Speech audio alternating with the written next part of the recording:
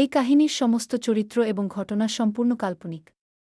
বাস্তবে জীবিত বা মৃত কোনো ব্যক্তি অথবা কোনো ঘটনার সাথে এর মিল থাকলে তা সম্পূর্ণ অনিচ্ছাকৃত এবং কাকতালীয়।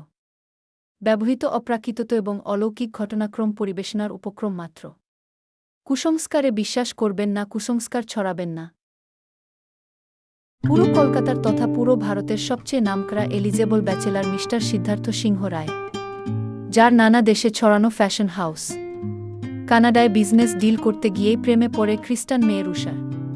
কিন্তু ততদিনে মায়ের ক্যান্সার ধরা পড়ে, আর মায়ের শেষ ইচ্ছে হিন্দু ঘরোয়া বৌমা দেখে যাওয়া। রুষা আর ও মিলে 1 বছরের জন্য এক থিয়েটার করা মেয়ে নয়নাকে আনে 1 বছরের কন্ট্যাক্ট ম্যারেজের জন্য। কিন্তু সেই অগ্নিসাক্ষী সিঁদুরদান সেগুলো তো বাস্তব ছিল। আর পরিবারহীন নয়না ভালোবাসা পেয়ে প্রেমে পড়ে যায় সিদ্ধার্থের।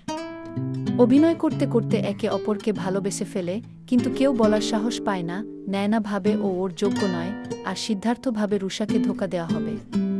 কিন্তু তারপর কি হবে ওদের চাওয়া পাওয়া?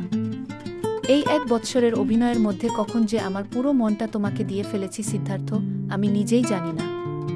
ভুলে গিয়েছি ক্ষণিকের জন্য, তোমার মায়ের মৃত্যুর পর আবার আমায় যেতে হবে সেই থিয়েটার জগৎটায়, ফেরতে হবে অভিনেত্রী নয়না। তখন তোমার অর্ধাঙ্গিনী হবে তোমার প্রেমিকা। সত্যি সেই মিথ্যে সাতপাক, মিথ্যে সিঁদুরদান, শুভদৃষ্টি, অগ্নিসাক্ষী সব আমি আপন ভেবে নিয়েছি।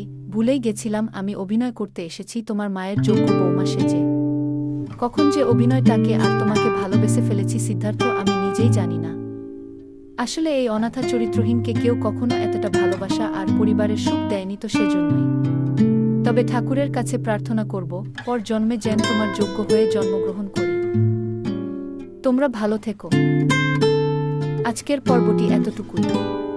আগামী পর্ব খুব শীঘ্রই আসছে, ততক্ষণ ফলো করে আমাদের পাশেই থাকুন। আর এতক্ষণ পাশে থাকার জন্য ধন্যবাদ।